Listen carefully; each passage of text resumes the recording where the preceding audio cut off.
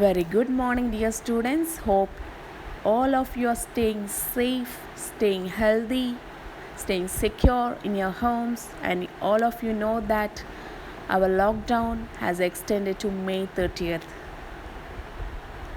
So it's for our safety they are extending this lockdown. So try to utilize these lockdown days by having a best time management. Try to innovative, try to be creative, try to do things that enhance your creativity. Don't idle away your time before the mobile phones. Now, let's continue a chapter, Dakshayani Velayathan, a biographical sketch.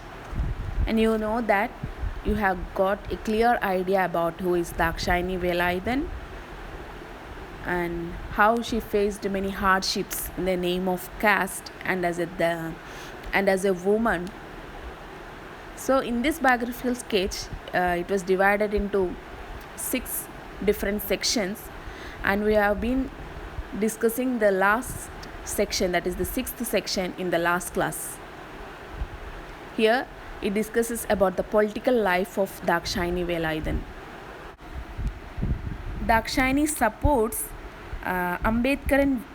Ambedkar's views in many issues, and Dakshayani had her own independent views on untouchability and reservation for lower caste people. According to Dakshayani, you know that she said that the word Harijan is meaningless as long as there exists caste discrimination and untouchability in society. So she says that if the lower caste people remain economic slaves of upper caste people, if the lower caste people are working under the upper caste people, then the social and political upliftment of Dalits would bring no positive change in their lives. So നമ്മൾ സാമൂഹികമായും പൊളിറ്റിക്കലായും അവർക്ക് അഭിവൃദ്ധി കൊണ്ടുവരാൻ നോക്കിയാലും അതൊരു positive change ഉണ്ടാക്കില്ല unless they are economic independent from this upper cast people. Okay. Dakshayani Velayathan believed that there is no use for reservation if the society divides people as lower and upper caste. And on July 1946, she became a member of Constituent Assembly. Constitution എന്താണെന്ന് അറിയാം. Constituent assembly എന്ന് പറഞ്ഞാൽ അത് രൂപീകരിക്കാൻ വേണ്ടിയിട്ടുള്ള ഒരു assembly form ചെയ്തിട്ടുണ്ടായിരുന്നു. ഭരണഘടനാ രൂപീകരണത്തിന് വേണ്ടിയിട്ടുള്ള ഒരു അസംബ്ലി ആയിരുന്നു constituent assembly. She actively engaged and raised many sharp questions on many important topics. So let's see what are the questions she was raising during this in the Constituent Assembly. As a member of Constituent Assembly, Dakshayani Velayathan appreciates greater decentralization. What is that meaning? അതിൻ്റെ meaning Malayalam meaning പറഞ്ഞു. എന്താണ് ശരിക്കും? ഒരു അധികാരം എന്ന് പറയുന്നത് ഒരാളെ കയ്യിൽ മാത്രമല്ല, അത് ഇങ്ങനെ എല്ലാവർക്കും ഈക്വലി ഡിസ്ട്രിബ്യൂട്ട് ചെയ്യുന്നതാണ്. സോ ഇവിടെ നമ്മൾ ഇന്ത്യയിൽ നോക്കിയാൽ സെൻട്രൽ സ്റ്റേറ്റ് ഗവൺമെൻറ് അങ്ങനെ എന്താണ് power is vested to everyone. Even last ജനങ്ങൾക്ക് പോലും അധികാരമുണ്ട് at the time of election. So this is the decentralisation of power. Appointment of governors എന്നൊരു ഇഷ്യൂവിന് അതിനെതിരെ വാദിച്ചിട്ടുണ്ടായിരുന്നു. കാരണം അവർ ചിന്തിച്ചിരുന്നത് സ്റ്റേറ്റ് ഗവൺമെൻറ് തമ്മിലും പിന്നെ ഈ ഒരു ഗവർണർ അപ്പോയിൻറ്റ് ചെയ്യുന്നത് സെൻട്രൽ ലെവലിലെ പാർട്ടി ആയിരിക്കും. സോ ഇവർ തമ്മിൽ ഇഷ്യൂ ഉണ്ടാവുന്നത് കൊണ്ടാണ് അതിനെതിരെ വാദിച്ചിരുന്നത്.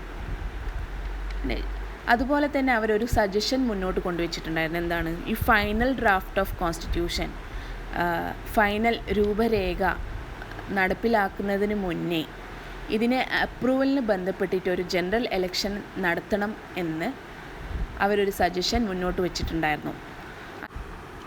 She also intervened during the discussion of draft Article 11, that is the Article 17 of the Constitution. What is this article says about? It is aiming at abolishing discrimination based on കാസ്റ്റിൻ്റെ പേരിലുള്ള വിവേചനത്തെ ഉന്മൂലനം ചെയ്യാനും അത് practice ചെയ്യുന്നവരെ, അത് നടപ്പിലാക്കുന്നവരെ നിയമപരമായി ശിക്ഷിക്കാനുമുള്ള ആർട്ടിക്കിൾ 17 ഡിസ്കഷനിൽ ദാക്ഷായണി വേലായുധൻ ഇടപെട്ടിട്ടുണ്ടായിരുന്നു. A constitution without a clause relating to untouchability എന്നാണ്. അൺടച്ചബിലിറ്റിക്കെതിരെയുള്ള ഒരു നിയമം പോലും ഇല്ലാത്തൊരു കോൺസ്റ്റിറ്റ്യൂഷൻ നമുക്ക് പ്രതീക്ഷിക്കാൻ സാധിക്കൂല എന്ന് ദാക്ഷായണി വേലായുധൻ പറയുന്നു. പൊതുവിദ്യാഭ്യാസത്തിൽ വിവേചനരഹിത വ്യവസ്ഥകൾ നടപ്പിലാക്കുകയാണെങ്കിൽ അത് നല്ലൊരു മെസ്സേജ് സൊസൈറ്റിക്ക് കൊടുക്കും. അതുപോലെ തന്നെ ഈ ഒരു കോൺസ്റ്റിറ്റ്യൂവൻ്റ് അസംബ്ലി നല്ലൊരു ഈ കാസ്റ്റ് ബേസ്ഡ് ഡിസ്ക്രിമിനേഷൻ എതിരെയുള്ള നിർണയങ്ങൾ നല്ല രീതിയിൽ സ്ഥിരീകരിക്കുകയാണെങ്കിൽ സമൂഹത്തിൽ നല്ല മാറ്റങ്ങൾ ഉണ്ടാക്കാൻ സാധിക്കും എന്ന് അവർ കരുതി.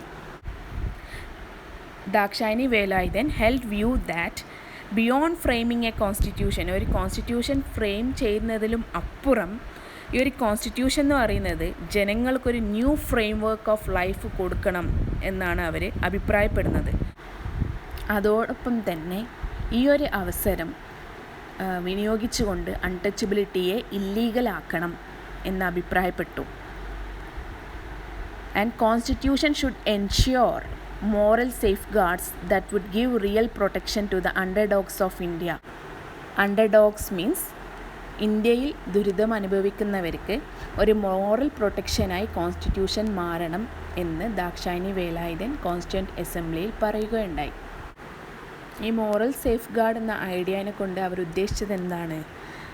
Only an independent socialist republic could remove social disabilities and offer civil liberties to every citizen. സമൂഹത്തിലെ എല്ലാ പൗരന്മാർക്കും ഒരുപോലെ സ്വാതന്ത്ര്യം കൊടുക്കാനും അതേപോലെ സമൂഹത്തിലെ എല്ലാ വൈകല്യങ്ങളും ഇല്ലാതാക്കാൻ എന്തിനെ സാധിക്കൂ?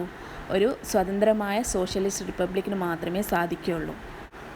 She also adds that the working of constitution should depend not only on the execution of law but also on how people would conduct themselves in the future. Constitution പ്രവർത്തിക്കേണ്ടത് നിയമങ്ങൾ നടപ്പിലാക്കുന്നതിലൂടെ മാത്രമല്ല, ജനങ്ങളുടെ പെരുമാറ്റത്തിനെയും അത് സ്വാധീനിക്കണം. Dakshayani Velayudhan hopes that in the future there will be no community termed the untouchables. Untouchables എന്ന ഒരു സമുദായം ഭാവിയിൽ ഉണ്ടാവില്ല എന്ന പ്രത്യാശത്തോടെ അവർ കോൺസ്റ്റിറ്റ്യൂവൻ്റ് അസംബ്ലിയിൽ പറയുകയുണ്ടായി. കോൺസ്റ്റിറ്റ്യൂവൻ്റ് അസംബ്ലിയിൽ അവരുടെ ഇടപെടലുകൾ കൂടുതലും രൂപം കൊണ്ടത് ഗാന്ധിജിയുടെയും അംബേദ്കറിൻ്റെയും കൂടെ സമയം ചെലവഴിച്ചതിലൂടെയാണ്. From editor at Gandhi era publications in early 1940s Madras, she went on to become editor of Jai Bhim, an Ambedkarite publication also in Madras. So ഇതിൻ്റെയൊക്കെ ഇതിൻ്റെ പബ്ലിക്കേഷൻസിൻ്റെയൊക്കെ എഡിറ്ററായിരുന്നു അവർ. Along with her husband R. Velayudhan, she was a member of the provincial parliament. Provincial പാർലമെൻറ്റിൻ്റെ മെമ്പറായിരുന്നു. പക്ഷേ ഇവിടെ ഒരു വ്യത്യാസം എന്താണെന്ന് പറഞ്ഞാൽ, ആദ്യമായിട്ടൊരു ദലിത ഭാര്യയും ഭർത്താവും 2 അപ്പോസിഷൻ പാർട്ടീസിൽ നിന്നാണ് വരുന്നത്.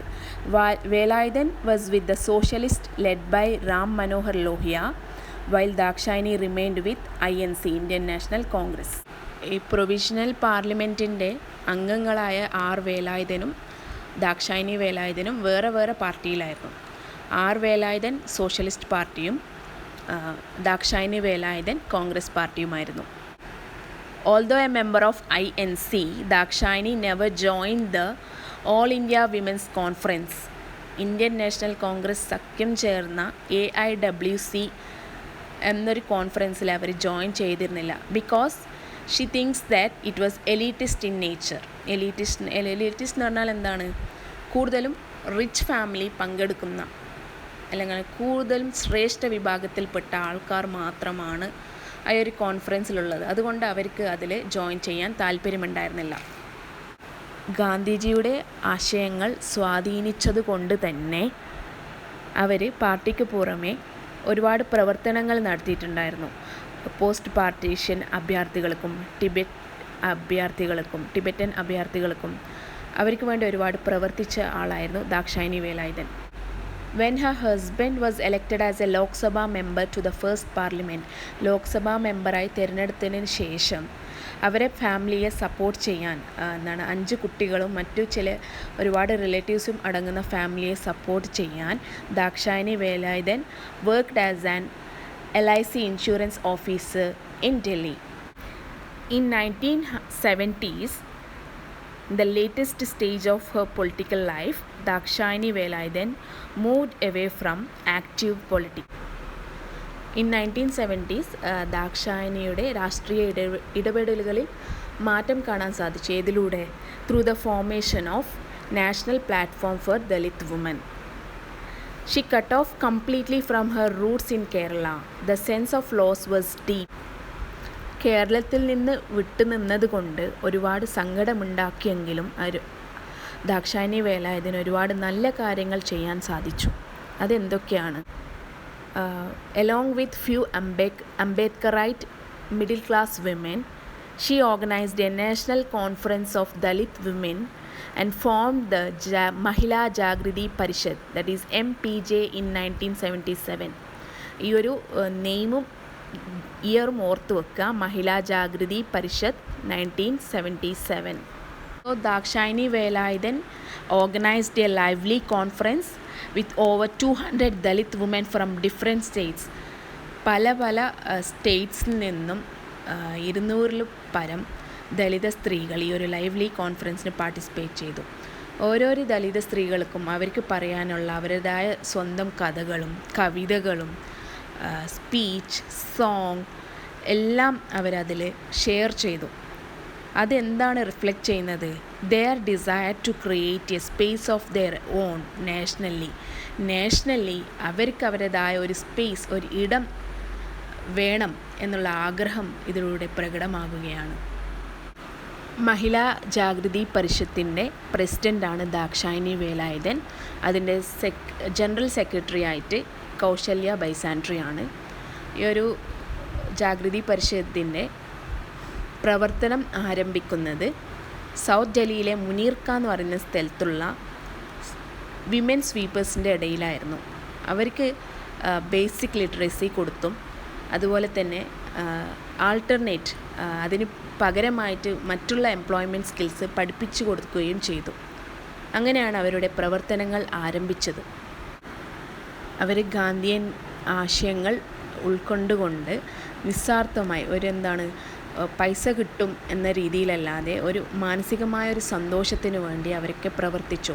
ഫണ്ട്സ് കിട്ടാത്തൊരു സാഹചര്യത്തിൽ അവർ അവരുടെ ഇടയിൽ തന്നെ ഓരോരോ വിഭവങ്ങൾ അല്ലെങ്കിൽ റിസോഴ്സസ് അവരെന്നെ കണ്ടെത്തി ഈ ഒരു മഹിളാ ജാഗൃതി പരിഷത്തിനെ നല്ല രീതിയിൽ തന്നെ മുന്നോട്ട് കൊണ്ടുപോയി.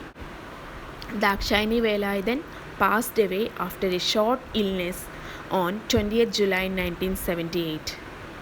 Although the MPJ petered out, the 1980s witnessed more such efforts by Dalit women in different parts of this country. Dakshayani വേലായുധൻ്റെ മരണാന്തരം MPJ മഹിളാ ജാഗൃതി പരിഷത്ത് ക്ഷയിച്ചു പോയെങ്കിലും അത് അവസാനിച്ചെങ്കിലും രാജ്യത്തിൻ്റെ പല ഭാഗത്തിലുള്ള ദളിത സ്ത്രീകളുടെ പരിശ്രമങ്ങൾ 1980s സാക്ഷ്യപ്പെടുത്തിയിട്ടുണ്ട്. This is the essay all about Dakshayani Velayudhan struggled a lot for the upliftment of the Dalit women. അതുപോലെ തന്നെ ദാക്ഷായണി വേലായുധൻ്റെ ജീവിതം നിങ്ങൾക്ക് ഒരുപാട് ഇൻസ്പിറേഷൻ തന്നിട്ടുണ്ടാവുമെന്ന് പ്രതീക്ഷിക്കുന്നു. Hope you understand. Any doubts, you can call me. Have a good day. Have a nice day. Thank you. Bye bye.